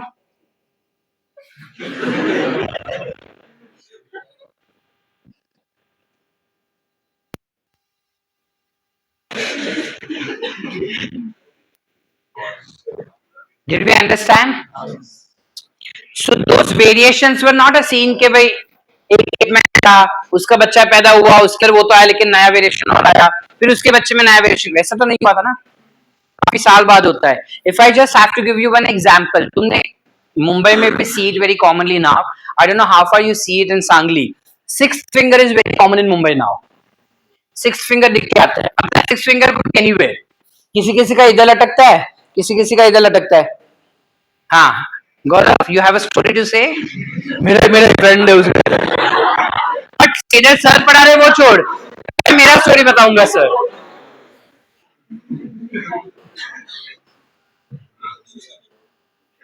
समझ पा रहे? अब वो सिक्स फिंगर इस वक्त हमारे किसी काम के नहीं है, मतलब we don't see anyone using that six finger except for Hrithik Roshan जो पैसा कमा रहा है उससे, ठीक है, but then as such we don't see anyone using that sixth finger. But you never know that after maybe 100 200 years later that sixth finger will be useful. So sixth finger एक आया जनरेशन में, अब उसके बाद शायद एक और कुछ नया आएगा जिसमें एक और ऐसा कान के बाजू में एक और कान आ रहा है, ठीक है, नाक के बाजू में दूसरा नाक आ रहा है, आंख के इधर तीसरा आंख आ गया. अब ये सारे वेरिएशंस इमीडिएटली नहीं आते, इट टेक्स टाइम. तो ऐसा एक स्पीशीज यू नेवर नो होगा जो काफी पतला, लंबा, 6 उंगली, 4 कान, ठीक है, 3 आंख, 2 नाक.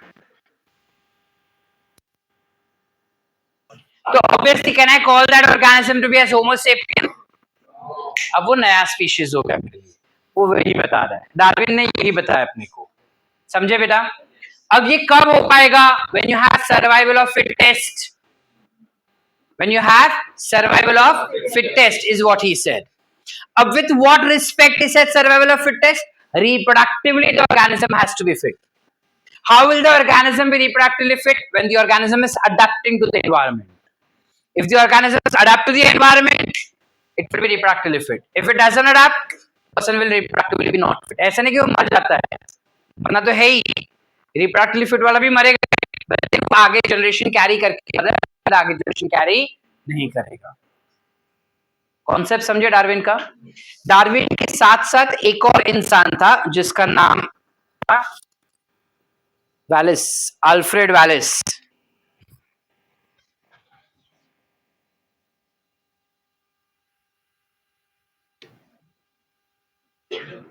अल्फ्रेड वैलिस नाम का एक साइंटिस्ट था who was working on Malay archipelago.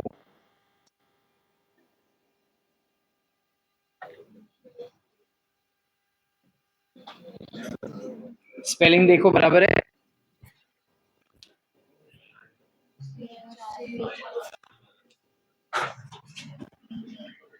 Archie PEL archipelago.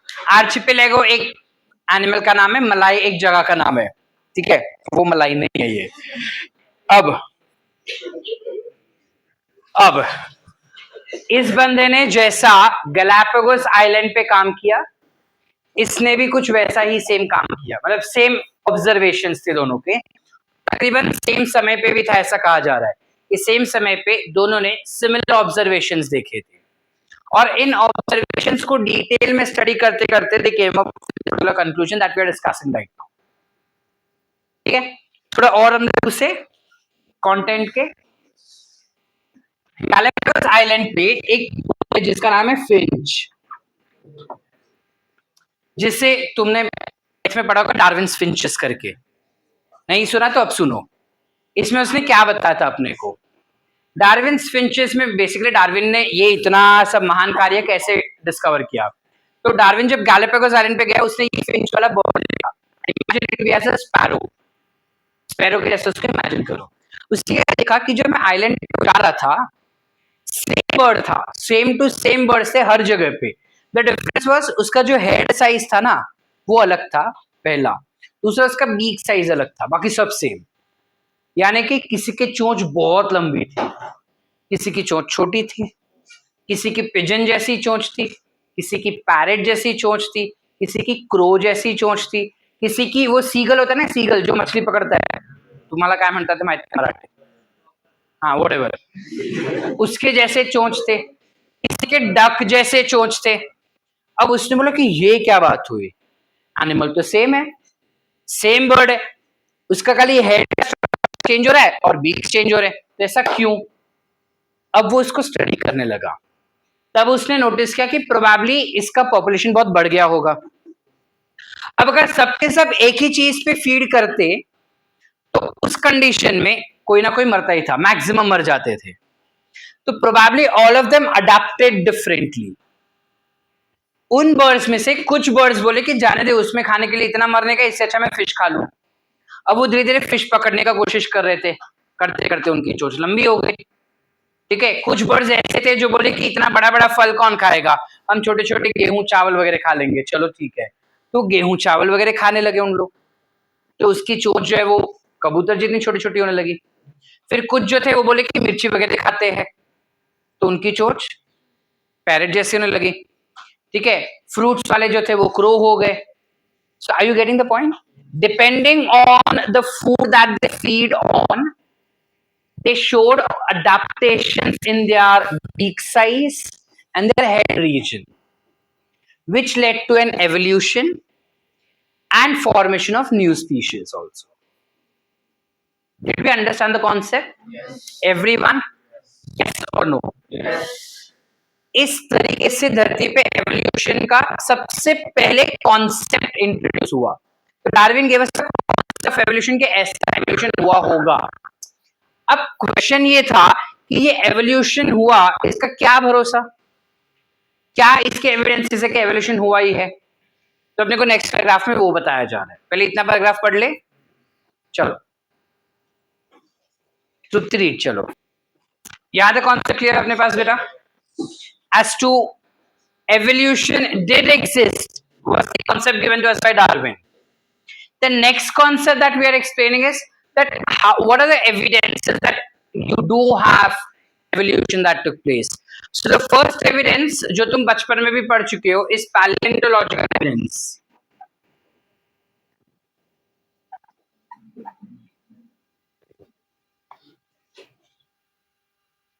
What is paleontological evidences? What is paleontology?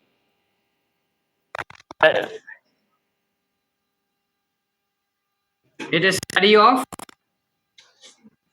fossils.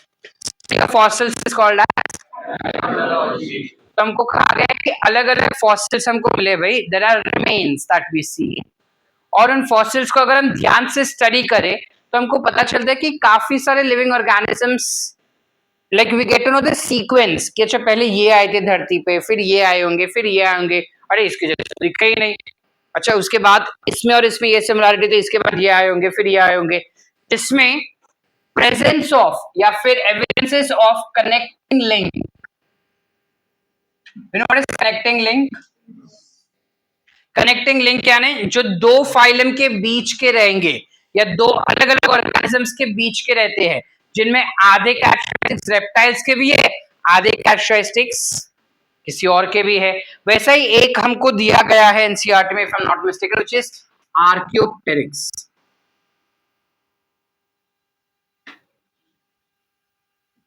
Archaeopteryx एक पर्टिकुलर बर्ड है बेसिकली, बट देन ये बर्ड के पास काफी सारे रेप्टाइल्स वाले भी कैरेक्टरिस्टिक्स है. बर्ड्स के जैसा उसके पास विंग्स है, बट रेप्टाइल्स के जैसा विंग्स के ऊपर नाखून भी है. ठीक है, बर्ड्स के जैसा उसके पास पीच है. ठीक है, लेकिन रेप्टाइल्स के जैसा उसके पास, अच्छा बर्ड्स के जैसा उसके पास बीक्स है, लेकिन रेप्टाइल्स के जैसा उसके बीक्स के अंदर दांत भी है. ठीक है, तो ऐसे काफी सारे अलग अलग कैरेक्टरिस्टिक्स हमको देखने मिले उसके अंदर, जो दोनों बिलोंग करते हैं, यानी बर्ड्स, एव्स और रेप्टाइल्स दोनों के. ठीक है, ऐसे काफी सारे अलग अलग कनेक्टिंग लिंक्स भी मिले थे.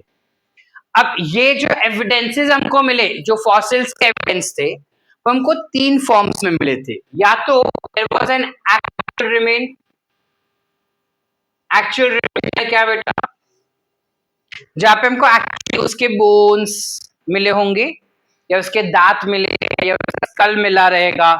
ठीक है, या फिर we could have molds that were obtained, or we had casts that were obtained. Now, what is the difference between molds and casts? If we have to give an example, ठीक है, suppose बाहर जो है वो road बन रहा है. ठीक है, अब वो रोड बन रहा था, वो रोड बनते बनते तुम्हारे में कीड़े हुए, तुम उधर जाके ऐसा पैर रख दिए. ठीक है, अब तुम उधर पैर रख दिए और तुम तो चले गए. 10 साल बाद तुम आ रहे हो, वो रोड अभी तक टकाटक वैसा का वैसे, लेकिन तुम्हारे पैर का निशान है जो बताता है कि तुम उधर से गुजरे थे कभी कभार. That means you as an organism were existing. Likewise, if you guys are aware, there are a lot of places in India where you have dinosaurs footprint that are existing. ठीक है, and for all Hindu mythological people, you all might be aware के श्री राम के अभी तक पैर के चिन्ह कहीं ना कहीं है, श्री कृष्ण के कहीं ना कहीं चिन्ह अभी तक है. Those are what? Those are imprints, right? Which are acting as molds. उसे हम क्या कहते हैं? Molds. ठीक है, कि हम कुछ खोद रहे थे, कुछ हम स्टडी कर रहे थे, उसमें हमको ये पद चिन्ह मिल गए. So those are classified as molds. अब काफी बार क्या होता है, वोल्केनिक इरप्शंस होते हैं. वोल्केनिक इरप्शंस की वजह से उस मोल्ड के ऊपर सारे मेटल्स लग जाते हैं. ठीक है, तो उस मोल्ड के ऊपर पूरा वो लावा बिछ जाता है. अब तब तुम उस लावा को निकाल रहे हो ना, तो एग्जैक्ट वो उसी का छाप ले लेता है. तो इफ सपोज कुछ सालों पहले, बहुत सालों पहले ऐसा हो सकता है कि मिट्टी के गणपति बाप्पा थे जिनकी मूर्ति थी, अब वो किसी कोमल से, नाजुक से उसमें ऐसा दब गए फॉर सम रीजन. ठीक है, अब उनका इम्प्रिंट उस पर चला गया. अब मिट्टी थी वो तो रह गई, but then the mould was as it is. ठीक है, अब वोल्केनिक इरप्शंस हुआ, उस मोल्ड के ऊपर सारा पूरा नया लेयर लग गया. अब लोग उसको निकाल रहे और देख रहे उसके अंदर गणपति बाप्पा. ओहो, स्वयंभू प्रकट Ganpati Bappa. Those were not स्वयंभू प्रकट, but those are the way how you just saw, ऐसे बनाए हुए रहते हैं वो. समझ पा रहे हैं ये बाउंसर? तो फॉसिल्स जो होते हैं वो इन तीन में से कोई भी तरीके से हम आइडेंटिफाई कर सकते हैं. इन तीनों में से कोई भी तरीके का फॉसिल आपने को मिला हुआ हो सकता है. समझे? इसके अलावा हमारा एनसीईआरटी कहता है कि you all can have anatomical evidences also. Anatomical evidence क्या होते हैं? एनाटॉमी मतलब क्या? हमारे बॉडी के अंदर के स्ट्रक्चर्स. रिकॉर्डिंग ऑन किया? हमारे बॉडी के अंदर के सारे स्ट्रक्चर्स.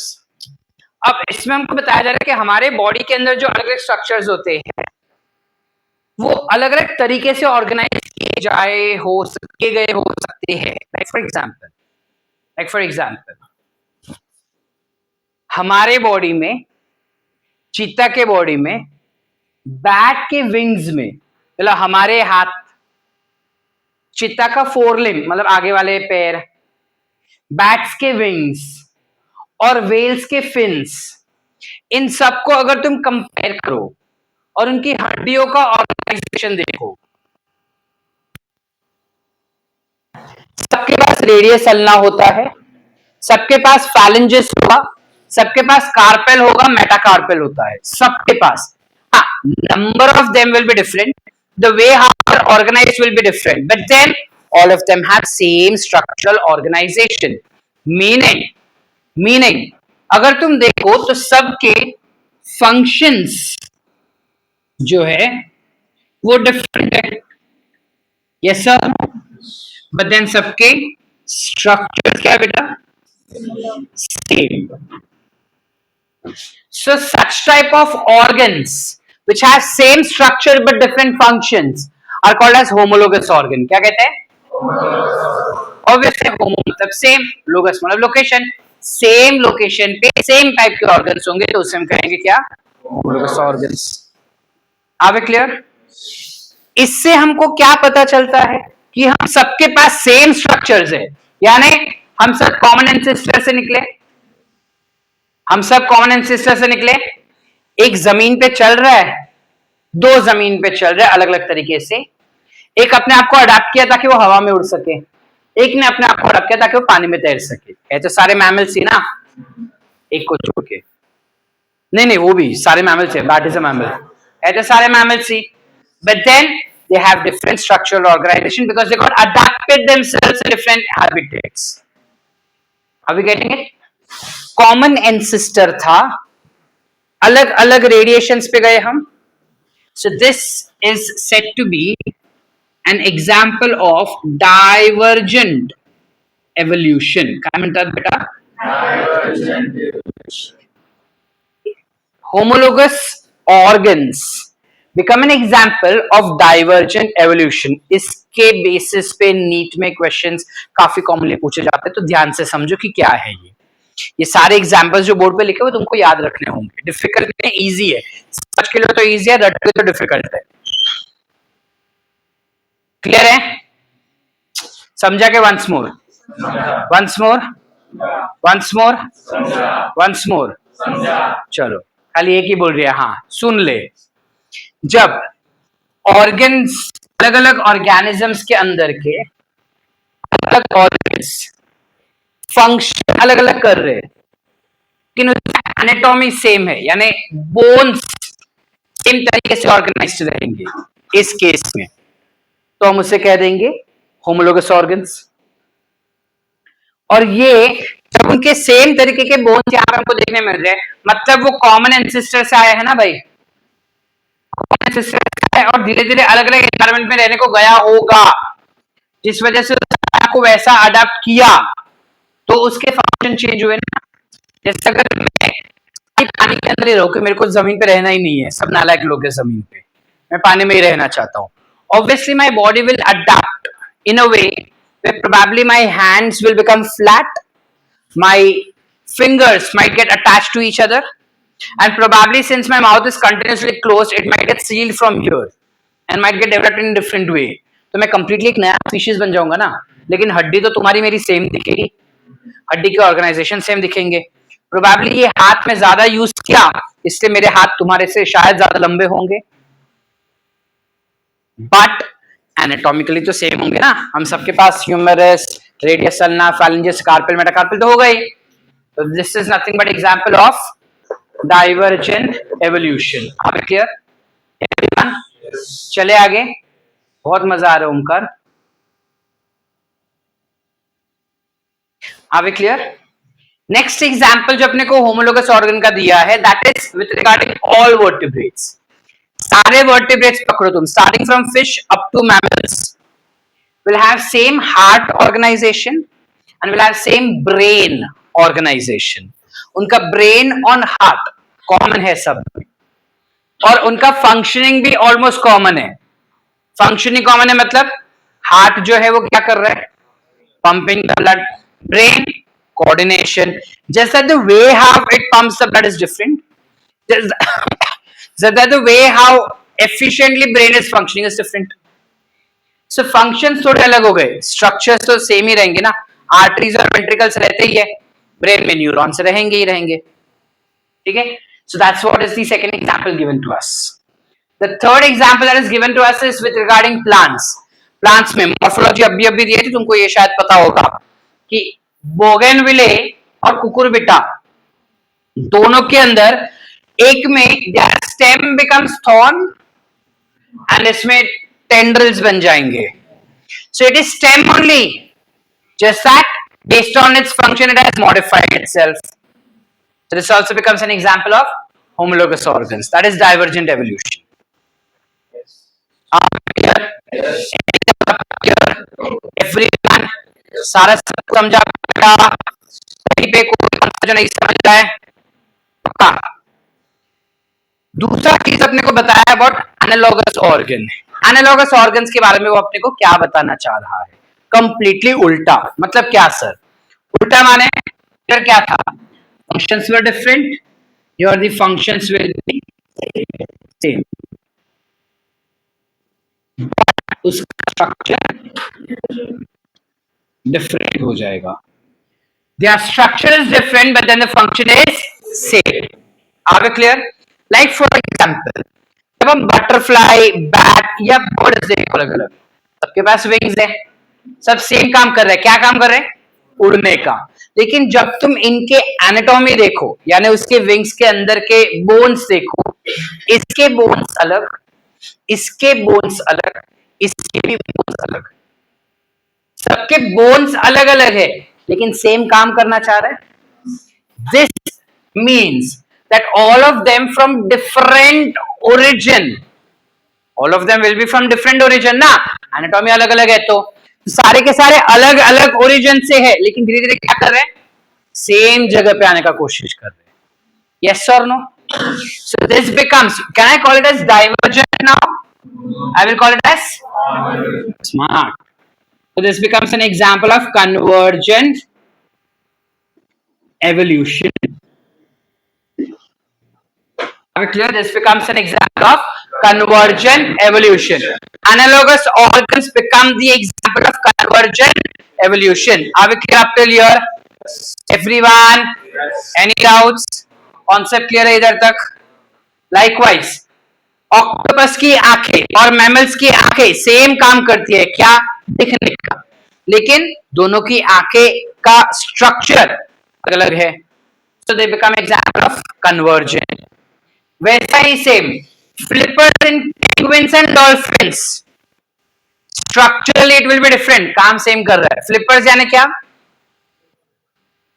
फिन्स जैसे ही होते हैं वो. सो फ्लिपर्स दोनों में present है, but then the way how they are organized is different. Function is same, structure is different. Likewise, potato and sweet potato दोनों food store करता है, लेकिन एक stem में एक root है. So anatomically they are different, but functionally they are same. They become again the example of analogous organs. Are we clear? Yes or no, बेटा? Everyone? Yes. तो दूसरा जो अपने को एविडेंस दिया गया था कि धरती पे एवोल्यूशन हुआ है, ये एवोल्यूशन हुआ है, ये हमको क्या जता रहा था, एनाटॉमिकल एविडेंस. फर्स्ट क्या था बेटा, पैलियोन्टोलॉजिकल एविडेंस. सेकंड वाला था आपके पास एनाटॉमिकल एविडेंस. तीसरा एविडेंस जो हमको बता रहा है एनसीईआरटी के अंदर with regarding industrialization, that is natural selection. Suno, actually it is not an evidence that it is giving you, but then you consider it to be evidence because उसी के अंदर दिया गया है अपने को, वो नहीं है. मानती नहीं बात को, बोल रहा हूँ वो नहीं है, ये है.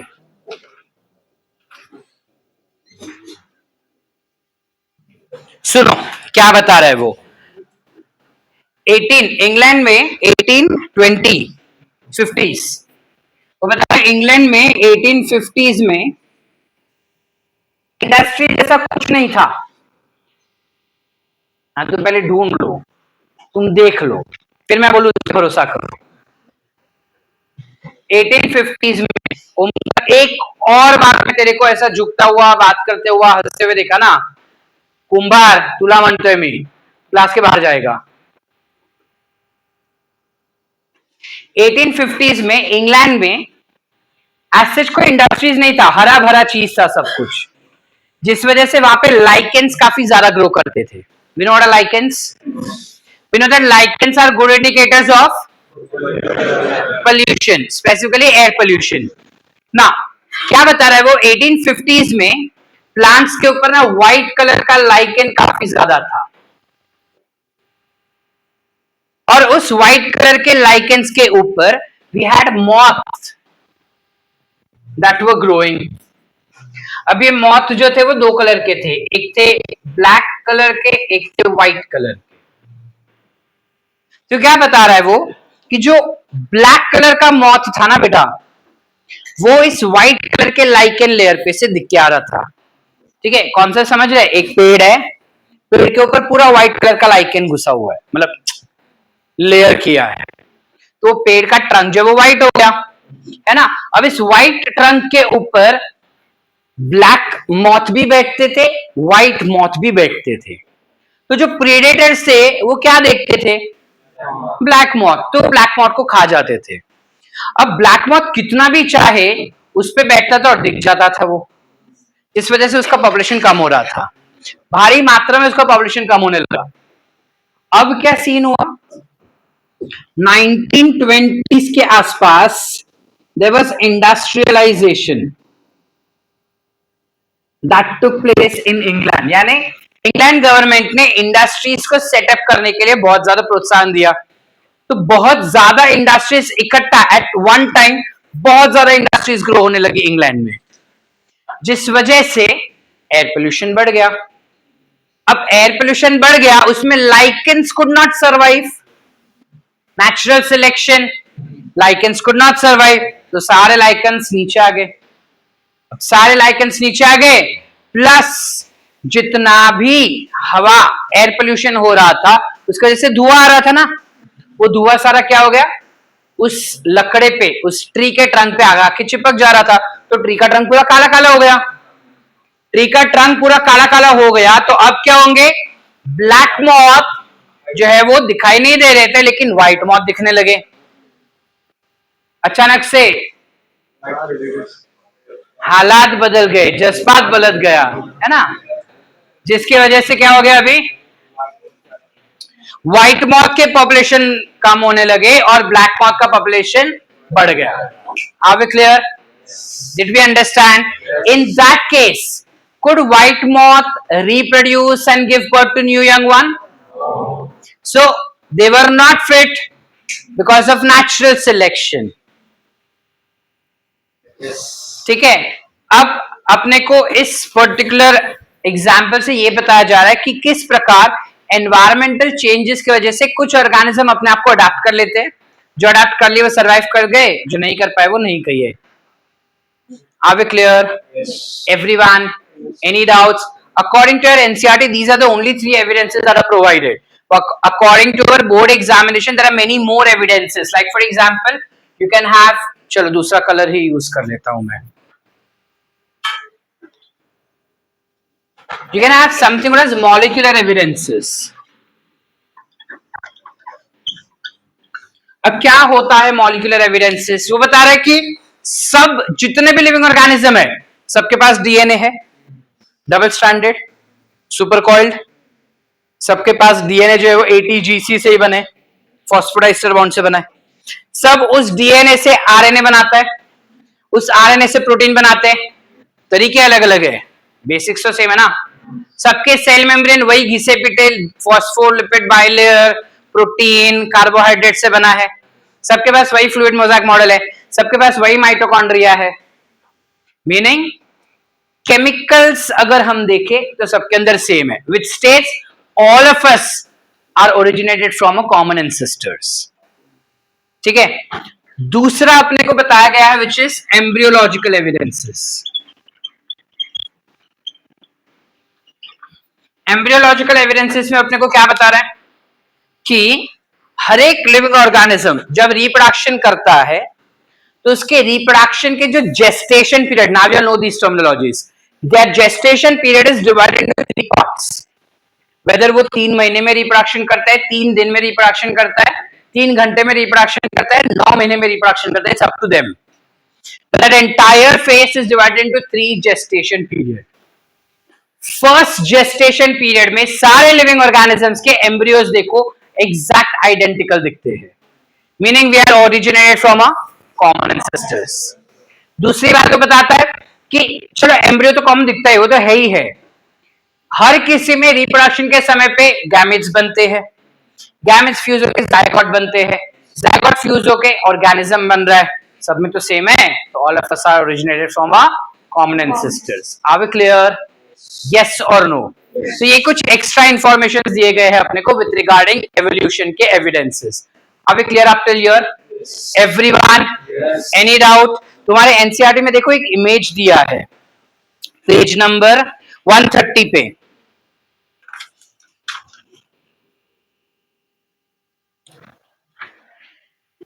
Can we see page 130? ऐसा डायनासोर वाला पूरा इमेज दिख रहा है. इसके डिटेल्स हम चैप्टर के अंत में देखने वाले, बट अभी मैं खाली बता देता हूँ कि वो कहना क्या चाहता है इस इमेज में अपने को. वो कहना चाहता है कि कुछ एक कॉमन एंसेस्टर्स थे, उन कॉमन एंसेस्टर्स में सबसे पहले आया brachiosaurus. Can we see that? Brachiosaurus के साथ साथ एक और ओरिजिनेट हुआ था, stegosaurus. Can we see that? उन दोनों के बीच का connecting link was archaeopteryx. Can we see that? Which was bird भी नहीं था, रेप्टाइल भी नहीं था. Can we see that? उस आर्कियोप्टेरिक्स से इवॉल्व हुए क्रोकोडेलियन, क्रोकोडाइल जैसा क्रोकोडेलियन इवॉल्व हुआ था. Can we see that? And crocodilian से you have pterodon that was developed. Pterodon is birds. Birds are said to be glorified reptiles. ठीक है, birds को हम कहते हैं ग्लोरिफाइड रेप्टाइल्स. ग्लोरिफाइड रेप्टाइल्स यानी ऐसे रेप्टाइल्स जो काफी ज्यादा सक्सेसफुली सरवाइव कर गए अर्थ पे, और सक्सेस के साथ साथ उन्होंने ऐसा अडेप्ट किया कि हवा में भी उड़ पा रहे, इसे ग्लोरियस कहते हैं. ठीक है. ब्राकियोसोरस जो है वो इवॉल्व होके बन गया था टायरानोसोरस. दोनों में डिफरेंस देखो, ब्राकियोसोरस है वो that was very naive reptile, whereas Tyrannosaurus is more like a reptile. Naive reptile समझता है, सब बचकू रेप्टाइल है वो, जबकि टायरानोसोरस जायंट रेप्टाइल बन गया था. वैसे स्टेगोसोरस जो था वो बन गया था triceratops, triceratops. Can we say that? Triceratops भी जायंट रेप्टाइल बन गया. So this is just giving you a sketch और स्टेजेस ऑफ एवोल्यूशन कि किस प्रकार रेप्टाइल्स के अंदर ही एवोल्यूशन हुआ था. ये हमको याद रखना होगा. क्या सर? सीक्वेंस और विल हैव टू मेमोराइज कि किससे क्या बना था करके. ठीक है, उसके बेसिस पे तुमको या डायरेक्ट इमेज के लिए जाएगा.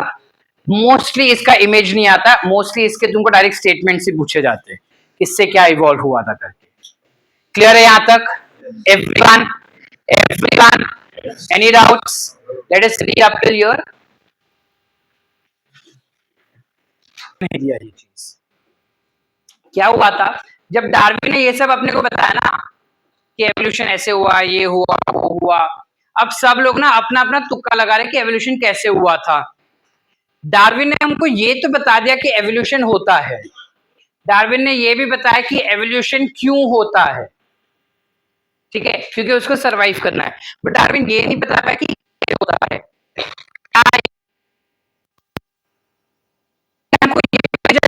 होता है. फिर डार्विन ने बताया कि खाली ऐसे अडाप्टेशंस जो सर्वाइवल के लिए इंपॉर्टेंट है सिर्फ वही नेक्स्ट जनरेशन में जाते हैं, जो इंपॉर्टेंट नहीं है वो नेक्स्ट जनरेशन में नहीं जाते. ऐसा डार्विन का कहना था. अब अगर ऐसा होता तो हमारी बॉडी में वेस्टिजियल ऑर्गन्स होते ही नहीं. वेस्टिजियल ऑर्गन्स क्यों जा रहे हैं नेक्स्ट जनरेशन में, ये डार्विन ने बताया. ठीक है. अब डार्विन के साथ साथ एक और साइंटिस्ट था जिसका नाम था लमार्क. तुम नाम सुने होंगे.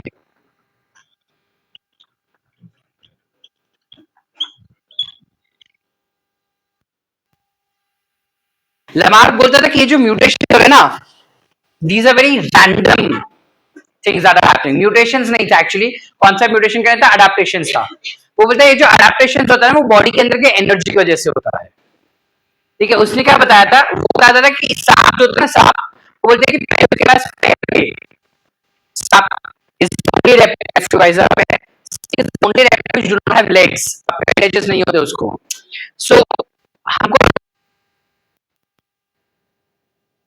it was moving from one place to another. जब वो एक जगह से दूसरी जगह पे मूव कर रहा था ना, उसके मूवमेंट के दौरान उसके पैर जो थे वो फंस जाते थे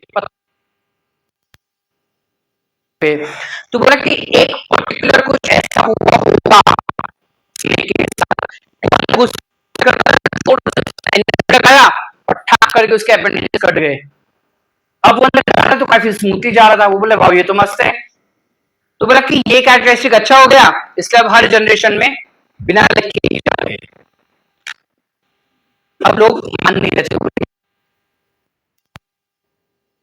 अगेंस्ट कुछ था नहीं एविडेंस, तो बोले ठीक है शायद हो सकता है. फिर उसने जिराफ वाला भी बताया. जिराफ के लिए क्या सीन था ये पढ़ चुके हो ना. जिराफ वाले में क्या बता रहा था वो बताया कि पहले जिराफ का नेक जो था वो नॉर्मल डोंकी और हॉर्स जैसे ही थे. ठीक है, डोंकी हॉर्स भी नहीं बोलेंगे, उससे भी छोटा डॉग्स जैसे थे. फिर डोंकी और हॉर्स जितना हुआ, ठीक है, कि जहाँ पे उसके नेक जो थे वो थोड़े थोड़े बड़े हो क्योंकि पेड़ का साइज बढ़ रहा था.